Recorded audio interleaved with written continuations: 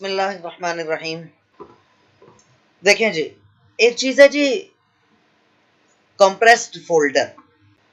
سب سے پہلے compressed folder ہوتا کیا ہے یہ انشاءاللہ ہم دیکھنے لگے. پہلے دیکھ لیں کہ کمپریسڈ فولڈر بناتے کیسے ہیں. جب وہ بن جائے گا پھر اس کے بارے میں ہم بات کریں گے کہ کمپریسڈ فولڈر کیوں بناتے ہیں. میں نے ایک نیا فولڈر بنایا اور control shift N, control plus shift plus N یہ اس کی شارٹ کٹ کی ہے. یہ میں پہلے بھی بتا چکا ہوں آپ لوگوں کو. اس کا نام ہم رکھ لیتے ہیں EXP یعنی ایکسپیریمنٹ. اب اس فولڈر کو آپ جب تک یہ فولڈر خالی ہے آپ اس کو کمپریس نہیں کر سکتے، کمپریس فولڈر نہیں بنا سکتے. ٹھیک ہے، پہلے اس کے اندر کوئی نہ کوئی فائل آپ کو رکھنا پڑے گی. مثال کے طور پر کوئی سی فائل اٹھا کے رکھ لیتے ہیں. یہ 123 ہے، اس کو اٹھا کر اس کے اندر پیسٹ کر لیتے ہیں. اس کے اندر موو، یہ دیکھیں اس طرح بھی موو آپ کر سکتے ہیں. ٹھیک ہے، جسٹ اٹھا کر اس کے اوپر ڈریگ کر دیں جسٹ بس.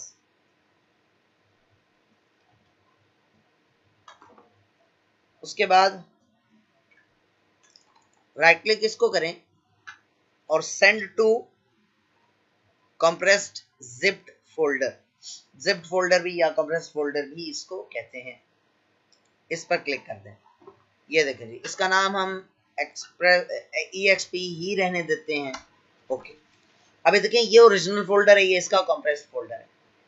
سائز میں اتنا زیادہ فرق نہیں پڑتا. اصل اس کا بعض لوگ یہ سمجھتے ہیں کمپریس کے نام سے سمجھتے ہیں کہ سائز چھوٹا کرنے کے لیے. معمولی سا سائز چھوٹا ہو بھی جاتا ہے، معمولی سا فرق پڑتا ہے. مثال کے طور پر اس کی پراپرٹیز میں جاتے ہیں اور یہاں پر ہے 32 KB. شاید تھوڑا سا فرق پڑا ہو، معمولی پڑے گا، اگر پڑے گا تو زیادہ نہیں پڑے گا. 32 KB یا جو 24 KB. ٹھیک ہے، تو ایسا نہیں ہے کہ بہت زیادہ فرق پڑتا ہے، معمولی سا فرق پڑ جاتا ہے. اصل اس کی وجہ یہ ہے کہ یہ جو کمپریسڈ فولڈر ہے یہ اب یہ ایک طرح سے محفوظ ہو گیا، لاک ہو گیا. کوئی وائرس اس کے اوپر اٹیک نہیں کر سکتا. مثال کے طور پر خدا نخواستہ آپ کے کمپیوٹر میں اگر کوئی وائرس آ جائے تو وائرس جو ہے وہ اگر فائلز کو کرپٹ کر دے تو کم از کم یہ جو فولڈر ہے اس کے اندر جو فائلز ہیں ان کو کرپٹ نہیں کر سکے گا. ٹھیک ہے، اس زپڈ فولڈر کو یا کمپریسڈ فولڈر کو کرپٹ نہیں کر سکے گا. یا اس کو آپ اس کے انسٹال ہونے کے بعد، یعنی آپ نے کمپریسڈ فولڈر بنا لیا، اس کے بنانے کے بعد آپ کے کمپیوٹر میں وائرس آ گیا اور اب آپ کوئی سی بھی فائل کسی کو ای میل پہ سینڈ کریں گے تو اس کے کمپیوٹر میں بھی آپ کا وائرس چلا جائے گا. البتہ اس کے ساتھ نہیں جائے گا، یا آپ جب بھیجیں گے تو اس کے ساتھ نہیں جائے گا. ہم جاتے ہیں کنٹرول پینل پر. اگلی چیز شروع کرتے ہیں جی بلا تاخیر. اتنا ٹائم ہم نہیں وہ کر سکتے، افورڈ نہیں کر سکتے. اگلی جو ہم نے میرے خیال میں ماؤس کی پراپرٹیز شاید کر لی تھی، نہیں کی تھی مجھے یاد آ گیا. ماؤس کی پراپرٹیز آج کر لیتے ہیں، بہت مزے کی چیزیں ہیں. سب سے پہلے جی ماؤس کے بٹنز کی سیٹنگز. ماؤس کے دو بٹنز ہوتے ہیں، یہ آپ کو بلو کلر میں جو دکھائی دے رہا ہے، ہلکا سا شاید دکھائی دے رہا ہو، یہ ہے لیفٹ کلک. یاد ہوگا پہلے لیسن میں، ویری فرسٹ لیسن جو تھا ہمارا، اس میں ہم نے آپ کو یہ بھی یہاں تک بتایا تھا کہ ماؤس کو ایسے پکڑتے ہیں، یہ انگلی فلاں فلاں جگہ پہ آتی ہے، اور جب آپ بٹن دباتے ہو، اس کا بٹن ہوتا ہے، جب آپ دباتے ہو اس کو کلک کرنا کہتے ہیں. یہ سارا تفصیل سے بتایا تھا، سٹارٹ سے بالکل زیرو سے سٹارٹ لیا تھا ہم نے، گراس روٹ لیول سے. یہاں پر ہے اب آپ کو میرے خیال میں ماؤس پکڑنا تو آ ہی گیا ہوگا. ویسے وہ بھی مجھے شک کی پڑ رہا ہے کچھ لوگوں کا، بڑی معذرت کے ساتھ. یہاں پہ پہلا آپشن ہے جی switch primary and secondary buttons. یہ جو لیفٹ کلک ہوتا ہے نا، اس کو پرائمری بٹن کہتے ہیں. ٹھیک ہے، یہ پرائمری بٹن ہے، عام طور پر یہی کلک میں استعمال ہوتا ہے. یہ جو رائٹ کلک ہے یہ بہت کم استعمال ہوتا ہے، یہ آپ کو معلوم ہے، یہ چیزیں اچھے طریقے سے معلوم ہے.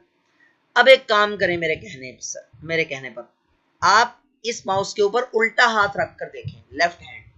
اب آپ کا دل کر رہا ہوگا کہ آپ اپنی الٹے ہاتھ والی جو شہادت کی انگلی، الٹے ہاتھ والی کوئی شہادت کی انگلی ہوتی نہیں ہے، لیکن جو ہماری سیدھے ہاتھ کی شہادت کی انگلی ہے اس کے کورسپونڈنگ میں جو انگلی ہے، اس کے متماثل یا متوازی کیا کہنا چاہیے، مجھے نام ذہن میں نہیں آ رہا اردو میں، وہ بہرحال اس کے کورسپونڈنگ میں جو متناظرہ، سوری ہاں یہ لفظ تھا متناظرہ انگلی جو ہے اس کو دل کر رہا ہوگا وہ آپ کی لیفٹ کلک والی ہو، ٹھیک ہے نا. یعنی کہ جو لیفٹ ہینڈرز ہوتے ہیں وہ اگر ماؤس استعمال کریں گے لیفٹ ہینڈ سے تو ماؤس کے بٹنز کی سیٹنگز ان کو چینج چاہیے ہوں گی، تب ان کو سہولت ہوگی نا. تو آپ اس کو جیسے ہی چیک باکس کو چیک کرو گے فوراً سے اس نے اس کی سیٹنگ چینج کر دی، اسی وقت کر دی، ٹھیک ہے. تو اب آپ کا رائٹ کلک لیفٹ کلک بن گیا اور لیفٹ کلک رائٹ کلک بن گیا. مثال کے طور پر آپ اس پر کلک کرو، کلک ہی نہیں ہو رہا، یہ دیکھو سیدھے والا کلک کروں نہیں ہو رہا، رائٹ کلک کروں تو ہو رہا ہے کیونکہ اصل میں رائٹ کلک لیفٹ کلک بن چکا ہے. اب اس کو ان چیک کرنے کے لیے بھی میں رائٹ کلک استعمال کروں گا لیکن حقیقت میں ہوگا لیفٹ کلک، ٹھیک ہے. جیسے کیا یہ بالکل سیدھا ہو گیا، ٹھیک ہے. یہ آپ پریکٹس کر لینا. دوسری بات، آپ جو بھی آئٹمز اوپن کرتے ہو وہ ہوتے ہیں ڈبل کلک سے اوپن، ہے نا، ڈبل کلک سے اوپن ہوتے ہیں. اس ڈبل کلک کی سپیڈ کم یا زیادہ کر سکتے ہو. مثال کے طور پر اگر بہت فاسٹ کر دو تو نارمل سپیڈ سے جب آپ کسی چیز کو اوپن کرو گے تو نہیں ہوگی. مثال کے طور پہ یہ ہے پری first year planner, double click کیا نہیں ہوا، نہیں کھلا. نارمل سپیڈ سے بہت تیزی سے ڈبل کلک کرو تو پھر جا کے فائل یا وہ آئیکن کھلے گا، ٹھیک ہے.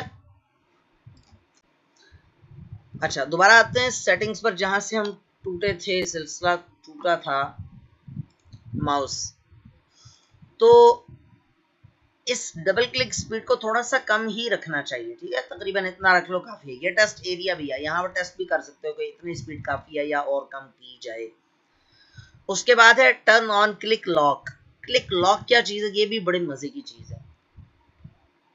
اچانک مجھے آپ میں سے یہ ایک اسٹوڈنٹ تھی فیمیل، اب مجھے نام یاد نہیں ہے، اس نے کہا تھا جی بالکل سیم چل رہا ہے. ابھی مجھے اچانک یہ یاد آیا اور بہت سی چیزیں بتاتے ہوئے بھی وقتاً فوقتاً یاد آتا رہا مجھے کہ میں نے پچھلے کورس میں نہیں بتائی تھی لیکن اس مرتبہ بتا رہا ہوں. وہ جو ہے نا ہمارے عبداللہ اعجاز، ان کی بات واقعی میں سچ ثابت ہو رہی ہے کہ کچھ نہ کچھ تفصیل میں چیزیں ہیں. پچھلے کورس تو اس کو پچھلے بیچ اور اس بیچ میں فرق ہے. بہرحال ٹرن آن کلک لاک، یہ کلک لاک ہوتا کیا ہے؟ دیکھو جب آپ کسی چیز کو ڈریگ کرتے ہو، ڈریگ کا مطلب پتا ہے آپ کو؟ آٹو ارینج کو انچیک کریں. ڈریگ کا مطلب ہوتا ہے پکڑ کے کھینچنا اس کو ایسے، یہ ڈریگ ہے. اور جب میں اس کو چھوڑ دوں گا تو یہ ہے ڈراپ، یہ ہے ڈراپ. ڈریگ اینڈ ڈراپ، کھینچ کر لے کے آنا اور چھوڑ دینا. اچھا اس دوران میں آپ کو مثال دے رہا تھا کہ آپ نے ڈرل مشین کے ساتھ نا چھوٹا سا بٹن دیکھا ہوگا، اگر آپ میں سے کسی نے ڈرل مشین چلائی ہو تو ڈرل مشین آن کر کے نا وہ بٹن دبا دیں تو وہ بھی چلتی رہتی ہے. بٹن آن پریس کر کے رکھنے کی ضرورت نہیں ہوتی، ٹھیک ہے. کیمرے آن رکھا کریں آپ لوگ، سوری آف رکھا کریں پلیز، ٹھیک ہے. اچھا مجھے نہیں پتا آپ میں سے کسی کا کیمرہ آن ہوا ہے، یا اقرا آصف یا محمد حسن یا خدیجہ ابراہیم، آپ تینوں میں سے کسی کا کیمرہ آن ہوا تھا. تو جب آپ اس کو پریس کر کے یہاں لے کر جاتے ہو اس کو ڈریگ اینڈ ڈراپ کہتے ہیں. اچھا بعض ڈریگنگ ایسی ہوتی ہیں کہ جو لانگ ٹرم کے لیے ہوتی ہیں تو اس میں پھر کلک لاک بڑی ہیلپ کرتا ہے. مثال کے طور پہ آپ اس کو ابھی ہم کر کے دیکھتے ہیں. اس کو کلک کر کیا اور تھوڑی دیر انتظار کیا، اب اس کے ساتھ لاک لگ گیا. آپ لائیو میرے پاس ہوتے، کلاس میں پڑھ رہے ہوتے تو آپ کو دکھاتا میں نے ماؤس سے ہاتھ اٹھا لیا ہے اور اب یہ موو کر رہا ہے. جہاں مرضی اس کو جا کر جسٹ ایک دفعہ کلک کر دو تو یہ وہاں پر بیٹھ جائے گا.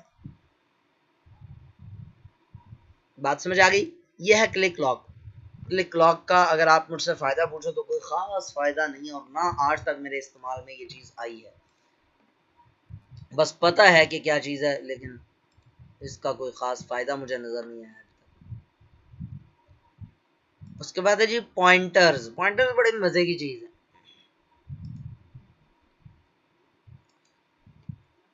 جو آپ کو اپنی اسکرین پہ تیر کا نشان دکھ رہا ہے نا، اس کو پوائنٹر یا کرسر کہتے ہیں، ٹھیک ہے. یہ بھی میں نے آپ کو بتایا تھا، یاد ہوگا آپ کو. زبردست، سفیر اللہ بہترین ہو گیا، گریٹ ہو گیا.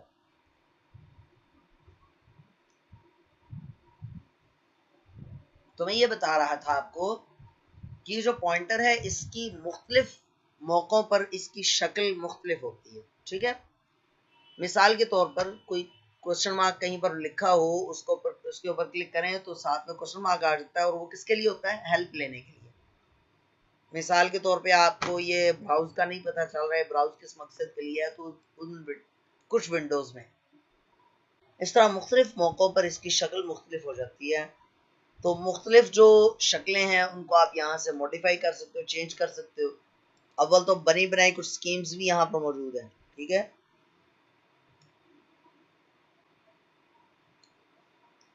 ونڈوز ڈیفالٹ ایکسٹرا لارج اس اسکیم کا نام یہ ہے، اور مزید کے بعد اس میں یہ ٹرانسپیرنٹ ہے، یہ جو ہے بلیک والا۔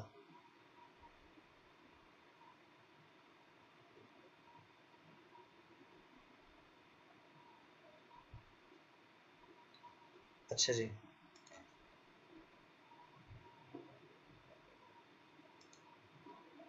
کیوں بھائی ریموٹ کنٹرول کیوں لینا چاہ رہے ہیں آپ مجھ سے؟ اچھا جی، یہ دیکھو یہ ٹرانسپیرنٹ ہے، یہ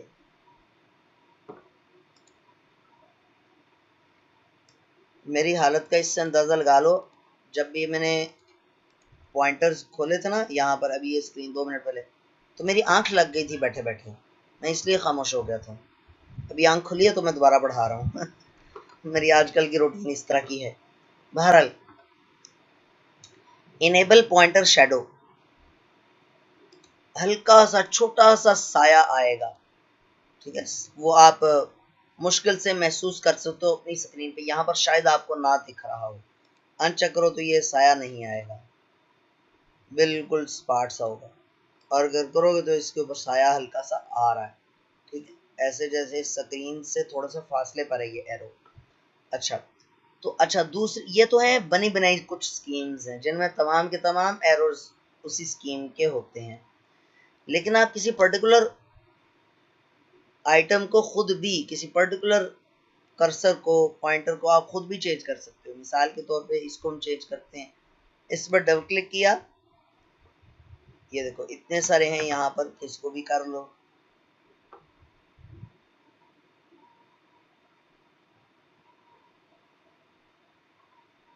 جو آپ کو اچھا لگے، مثال کے طور پہ آپ کو یہ اچھا لگ گیا، اس کو کیا، اوپن کیا، اپلائی کیا، یہ دیکھو اب یہ پین بن گیا، ٹھیک ہے، کرسر کی جگہ پین آ رہا ہے۔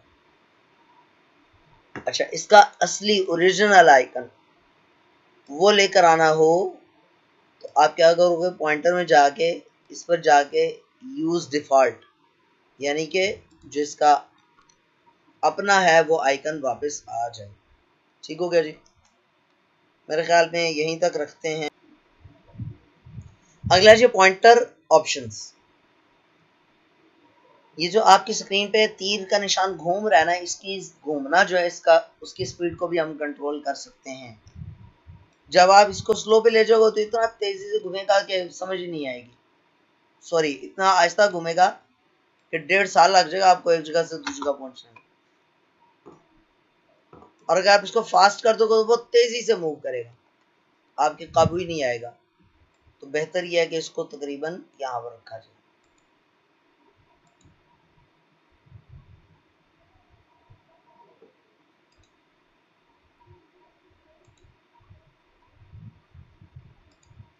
ٹھیک ہے اسٹوڈنٹس، اپنا بہت سا خیال رکھنا اور دعا میں یاد رکھنا، فی امان اللہ، اللہ حافظ۔